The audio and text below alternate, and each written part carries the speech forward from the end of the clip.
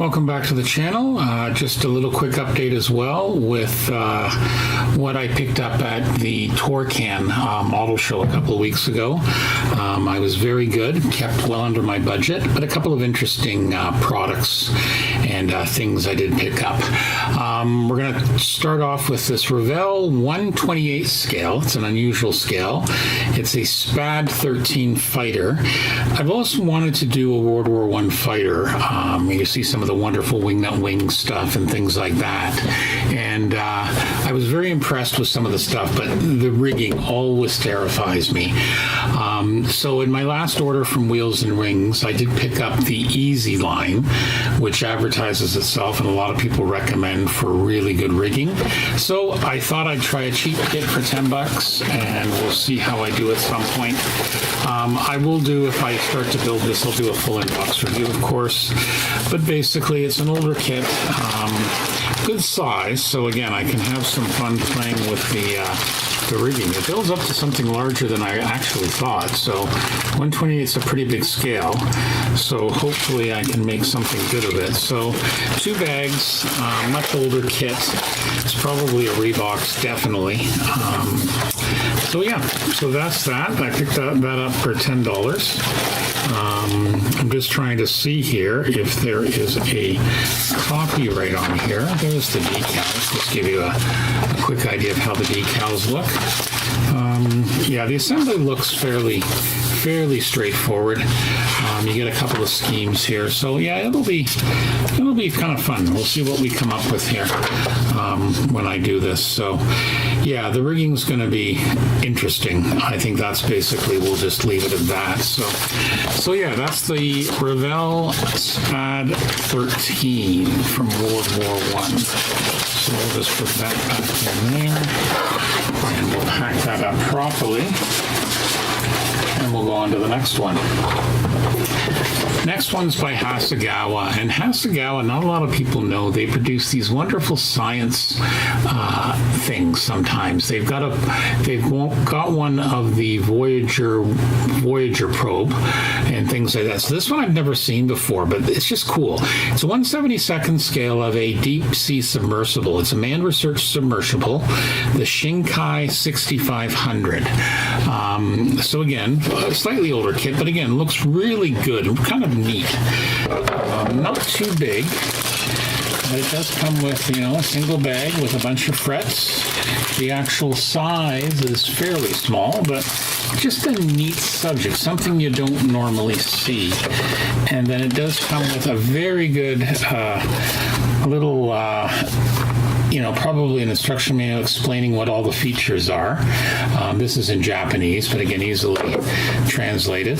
Very good decal sheet with some of the important things there, and of course the instructions. So again, this looks like it's going to be a fairly simple build. Some of the markings look interesting, so we'll see how we manage that. And always, painting white is always a challenge when you do something like this. So got it for $20. It was a really good deal. And again, just something I'd never seen before. So, something worth trying different. And that's what I've always said as well. Try something different. So that's the Shinkai 6500 from Hasegawa. I'm just trying to see if I can find you the copyright here. And of course, I'm not going to be able to find it because I'm looking for it as we speak. 2011, so fairly recent release. So kind of neat as well. And last but not least, there's this little enigma, or big enigma, I should say. This is as you can read, it's a 1/48 scale. It's from Tamiya. It's a Bristol bullfighter. It's the Mark 6 in 1/48 scale, and it also comes with a universal carrier, Mark 2, like the old Bren universal carriers, also in 1/48. This is advertised as their twin pack, and I really didn't know this existed. It comes in like a white box. Again, I got it for $25, so a really good deal.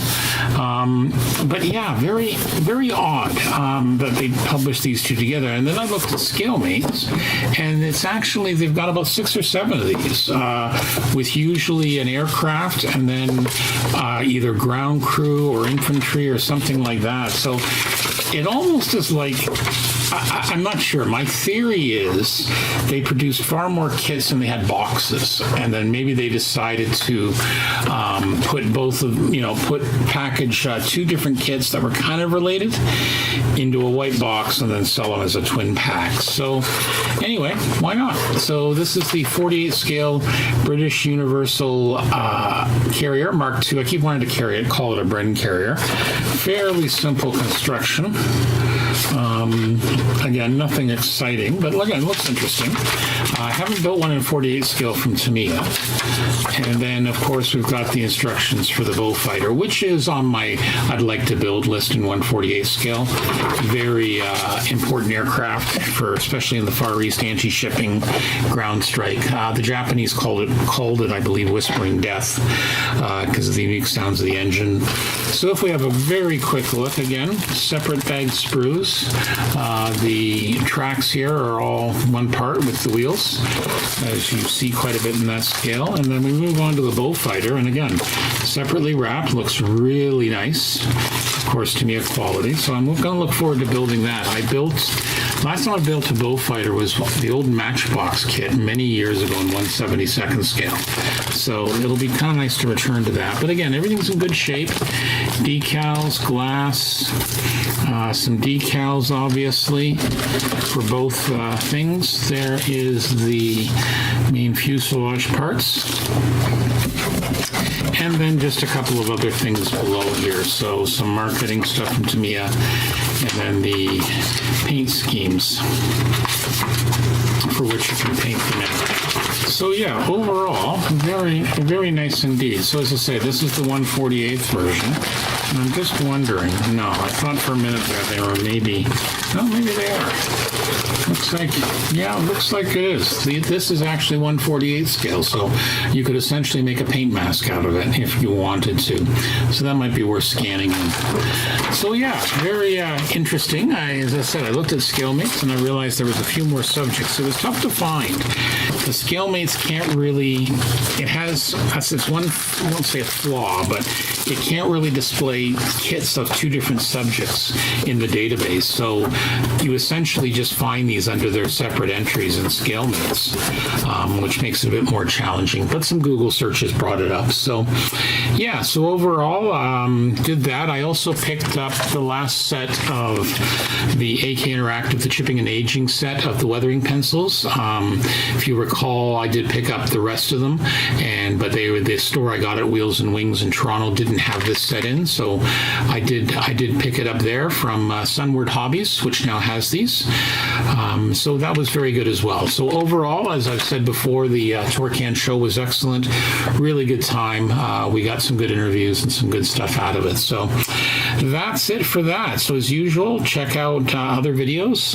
You can, at my personal modeling sites, blackfire.ca, with its associated YouTube channel. And also don't forget the podcast at scalemodelpodcast.com and its associated YouTube channel. So that's it for now. Thank you and be well.